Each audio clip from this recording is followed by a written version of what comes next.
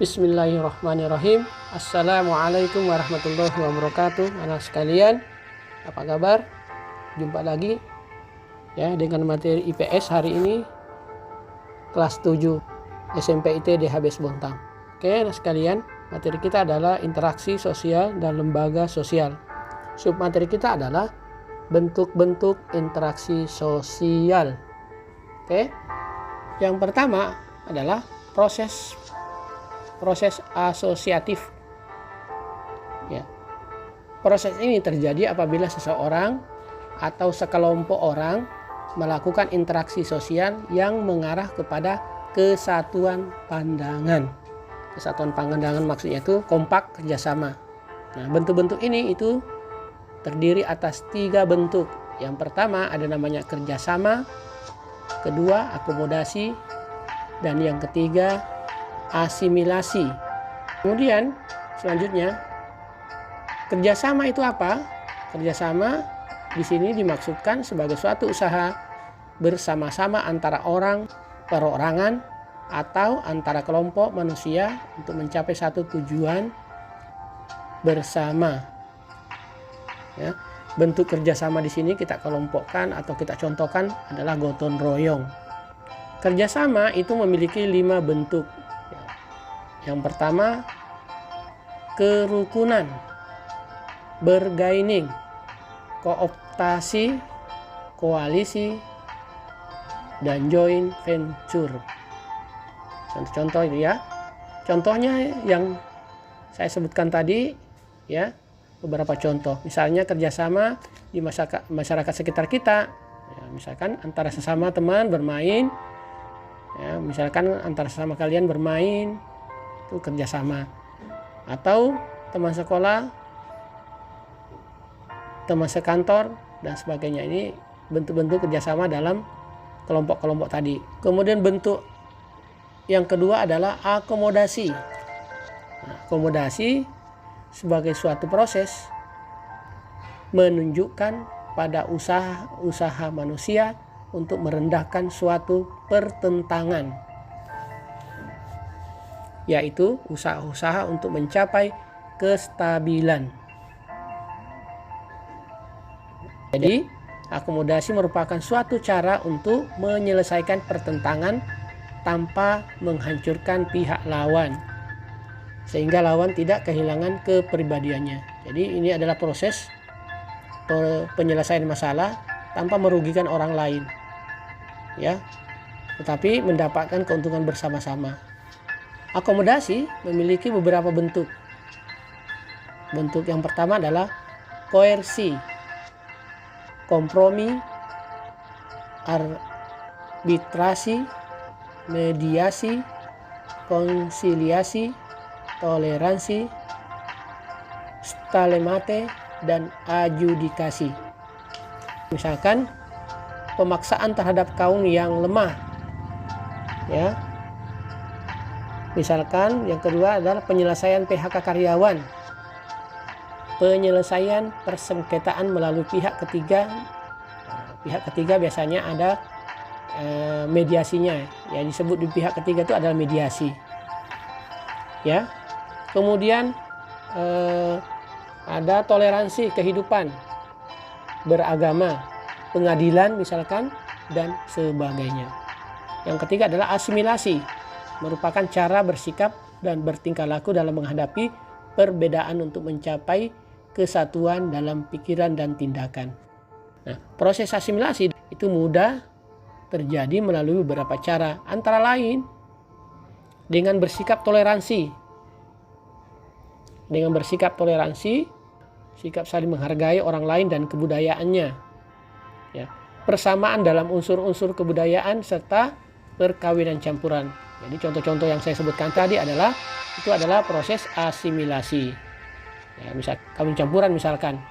Ya, ada yang nikah sama orang Jawa dan Bugis, maka yang berbeda budayanya. Kemudian menimbulkan namanya asimilasi. Contoh asimilasi lain, ya. Misalkan orang Tionghoa yang ada di Indonesia, ya. Karena lama di Indonesia, maka warga Tionghoa yang sudah lama akhirnya bisa berbahasa Indonesia, namun bahasanya tidak fasih, ya. Dialek-dialek Tionghoanya tetap ada meskipun dia berbahasa Indonesia. Mungkin ada lagi contoh lain, misalkan makanan yang sudah menjadi tren, misalnya bakso, ya, yang awalnya itu berasal dari Tiongkok, ya, kemudian lama-kelamaan diakui sebagai makanan orang Indonesia, ya. Misalnya kemudian dibuat dari daging sapi dan ayam dan sebagainya. Yang kedua adalah proses disosiatif. Nah, proses disosiatif ini adalah proses yang terjadi apabila seseorang atau sekelompok orang melakukan interaksi sosial yang mengarah pada konflik dan merenggangkan solidaritas kelompok, ya. Jadi bentuknya negatif. Contohnya, yang pertama adalah berkompetisi atau persaingan, kedua kontroversi, yang ketiga pertentangan atau konflik. Selanjutnya kita bahas. Kompetisi atau persaingan adalah suatu proses individu atau kelompok yang bersaing untuk mencapai keuntungan melalui bidang-bidang kehidupan tertentu. Ya, misalkan persaingan di kelas untuk mendapatkan juara, ya, atau persaingan untuk mendapatkan piala dunia misalkan dalam sepak bola, ya, atau persaingan-persaingan lain. Kompetisi atau persaingan juga, ya, ini ada dua jenis, yaitu persaingan yang bersifat pribadi, ya, misalkan bersifat pribadi itu misalnya orang per orang, dan persaingan kelompok. Nah, ini kalau misalnya pribadi dengan pribadi, misalkan mungkin di kelas kalian, wah, untuk mendapatkan juara satu bersaing. Dan juga persaingan kelompok dengan kelompok, bagaimana kelompok organisasinya itu mendapatkan keuntungan dari persaingan. Kemudian dalam pelaksanaannya, persaingan ini memiliki beberapa bidang, yaitu persaingan ekonomi. Nah, ini sangat penting, persaingan ekonomi, persaingan kebudayaan, persaingan kedudukan, persaingan kekuasaan, dan lain sebagainya. Nanti contoh-contoh persaingan ini ada pembahasannya, misalkan persaingan bidang kekuasaan, misalnya itu lewat politik. Bentuk kedua adalah kontroversi. Ini kontroversi adalah sikap mental yang tersembunyi terhadap orang lain atau terhadap unsur-unsur kebudayaan suatu golongan tertentu. Nah, kontroversi ini ditandai oleh gejala-gejala adanya ketidakpastian mengenai diri seseorang dan perasaan tidak suka yang disembunyikan, kebencian atau keraguan terhadap kepribadian seseorang. Nah, ini kita contohkan OSIS. Bentuk yang ketiga adalah pertentangan atau konflik. Pertentangan atau konflik adalah suatu proses di mana individu atau kelompok berusaha untuk memenuhi tujuannya dengan jalan menentang pihak lawan yang disertai dengan ancaman dan kekerasan. Ya, konflik terjadi jika dua pihak berusaha untuk saling menggagalkan tujuan masing-masing. Nah, ini kan terjadi konflik. Pertentangan atau konflik disebabkan oleh antara lain perbedaan antara individu-individu,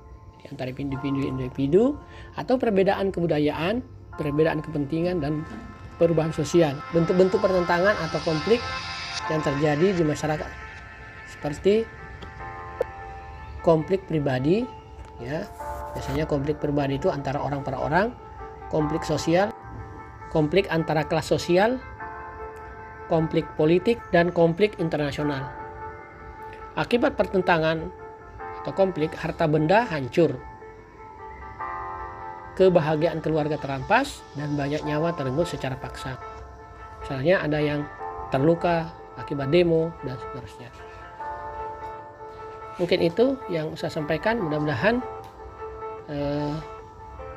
dengan menonton video tersebut nanti kalian akan mengerjakan tugas-tugas yang ada di video pembelajaran ini. Terima kasih.